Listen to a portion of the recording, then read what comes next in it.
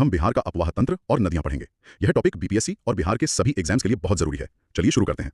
हमारे सामने जो स्रोत हैं वे बिहार की नदियों की संरचना और उनके वर्गीकरण पर केंद्रित हैं। तो सबसे पहले बिहार के अपवाह तंत्र का एक सामान्य परिचय। स्रोतों के अनुसार बिहार अपवाह तंत्र की दृष्टि से एक समृद्ध राज्य है जी। यहाँ नदियों और उनकी सहायक नदियों का एक विस्तृत जाल बिछा हुआ है। यहाँ समृद्ध शब्द का अर्थ समझना मतलब महत्वपूर्ण है।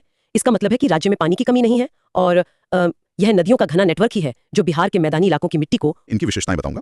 ये तुलना परीक्षाओं के लिए बहुत महत्वपूर्ण है। हाँ, ये तुलना समझना बहुत जरूरी है। तो सबसे पहले हिमालयी नदियां। जी। ये सदा नीरा या वर्ष भर जल प्रवाह वाली नदियां हैं। सदा नीरा मतलब सदा नीर वाली, जबकि पठारी नदियां ये वर्षा आधारित नदियां हैं। हाँ, पूरी तरह से मानसून पर निर्भर। दूसरा अंतर, हिमालयी नदियां उत्तर से दक्षिण की ओर प्रवाहित होती हैं और पठारी नदियां ठीक इसके विपरीत दक्षिण से उत्तर की ओर प्रवाहित होती हैं। मतलब एक दूसरे की तरफ आती हैं ये। हाँ बिल्कुल। अब एक तकनीकी शब्द है, हिमालयी नदियां पूर्ववर्ती होती हैं पूर्ववर्ती और पठारी नदियां अनुवर्ती होती हैं। जी, इस पर हम आगे बात कर सकते हैं। अगला पॉइंट है, हिमालयी नदियां बड़े बड़े डेल्टा बनाती हैं और पठारी नदियां वे छोटे डेल्टा बनाती हैं। ठीक है। एक और बहुत ही दिलचस्प वर्गीकरण है, पठारी नदियां प्रौढ़ अवस्था में है, शांत और स्थिर। सही। हिमालयी नदियां मार्ग परिवर्तन एवं गोखुर झील बनाने वाली नदियां हैं। जी, ये बहुत महत्वपूर्ण पॉइंट है। जबकि पठारी नदियां सीधी गमन करने वाली नदियां हैं। हाँ। और आखिरी अंतर, हिमालयी नदियों में अत्यधिक जल संग्रहण के कारण बाढ़ का कारण बनती हैं। बिल्कुल, उत्तरी बिहार की सच्चाई यही है। और पठारी नदियों में बाढ़ की कम संभावना होती है। जी। उदाहरण के तौर पर हिमालयी नदियों में है गंगा, गंडक, कोसी, महानंदा, बागमती आदि। और पठारी नदियों के उदाहरण है सोन, पुनपुन, फल्गु, अजय आदि। यहाँ बाल्यावस्था में कहा गया है। जी। इसका मतलब है कि वे युवा हैं, ऊर्जावान हैं और अस्थिर हैं, इसीलिए वे अपना मार्ग बदलती हैं। कोसी नदी की तरह। बिल्कुल। और उत्तरी बिहार में बाढ़ का एक प्रमुख कारण बनती हैं। इसके विपरीत पठारी नदियां प्रौढ़ अवस्था में हैं, शांत, स्थिर और एक निश्चित मार्ग पर चलने वाली। तो ये अंतर बिहार के उत्तरी और दक्षिणी भागों की भौगोलिक और आर्थिक स्थितियों को सीधे तौर पर प्रभावित करता है। जी हाँ, बिल्कुल करता है। ये एक बहुत महत्वपूर्ण बिंदु है।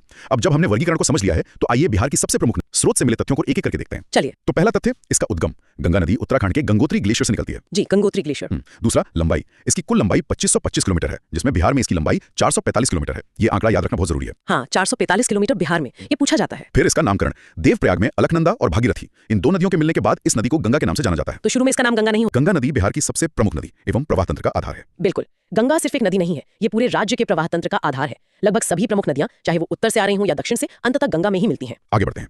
बिहार में प्रवेश और निकास, ये बहुत पूछा जाता है। जी। गंगा नदी बिहार में बक्सर जिले में चौसा के समीप प्रवेश करती है और कटिहार एवं भागलपुर से सीमा बनाती हुई बिहार से बाहर पश्चिम बंगाल में चली जाती है। तो प्रवेश बक्सर में और निकास कटिहार भागलपुर के पास। जी। और इस दौरान गंगा नदी बिहार के 12 जिलों से गुजरती है। 12 जिले? और एक और महत्वपूर्ण तथ्य, बिहार में गंगा नदी की सर्वाधिक लंबाई पटना जिले में है। यह ध्यान रखना दिलचस्प है कि जिन 12 जिलों से गंगा गुजरती है वे बिहार के सबसे महत्वपूर्ण प्रशासनिक लंबाई होना राजधानी के रणनीतिक महत्व को भी दर्शाता है। और अंत में इसकी सहायक नदियां और अंतिम पड़ाव। सहायक नदियां हैं घाघरा, गंडक, बूढ़ी गंडक, कोशी, सोन, पुनपुन आदि।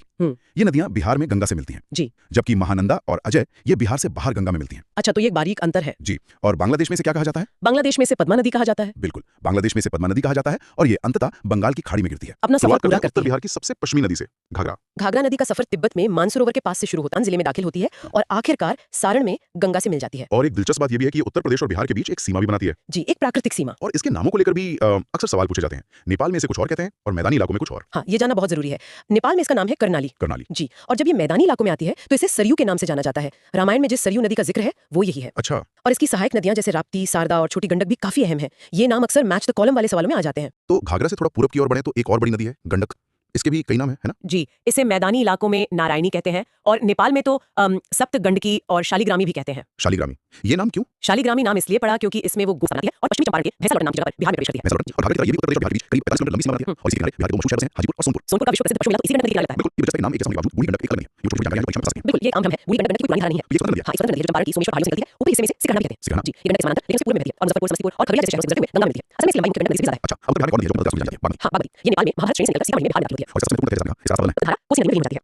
तो नदी का बदलना भूगोल एक बहुत ही बिल्कुल। और इसका सांस्कृतिक महत्व बहुत ज्यादा। नेपाल की राजधानी काठमांडू और विश्व प्रसिद्ध पशुपतिनाथ मंदिर इसी बागमती के किनारे स्थित है। ये सीमेंट और बात है। जी। चलिए, अब उसके बाद नाम से बिहार में पाठ करता है। बिहार का शुक। हाँ, बिहार का शुक। कोसी नदी ये नाम ही अपने आप में कहानी है। ये नेपाल में गोसाई स्थान से निकलती है जहाँ ये 7 धाराओं से मिलकर बनती है। 7 धाराएं। हाँ, इसलिए नेपाल में से सप्तकोशी कहते हैं। ये 7 धाराएं हैं, अरुण, तमोल, लिखु, दूधकोशी, तामाकोशी, इंद्रावती और सुनकोशी। ये सब मिलकर कोसी बनती है। लेकिन बिहार का शुक खेती में सिर्फ बात है। सिर्फ बाढ़ नहीं बल्कि इसके अप्रत्याशित व्यवहार के कारण। सोचिए, कोसी हिमालय की ऊंचाइयों से बेतहाशा ढलान करती है। इस सफर में वो अपने साथ टन के टन गाद मतलब सिर उठा लेती है। जैसे ही बिहार के सपाट मैदानों में पहुंचती है इसकी रफ्तार अचानक धीमी पड़ जाती है और ये सारा मलबा अपने ही रास्ते में जमा करने लगती है। वो तो मैंने सब कर दिया। बिल्कुल, जब अपना ही रास्ता पश्चिम बंगाल के दार्जिलिंग की पहाड़ियों से निकलती है, फिर बिहार के किशनगंज, पूर्णिया और कटिहार से बहती है और फिर वापस पश्चिम बंगाल के मालदा में जाकर गंगा से मिलती है।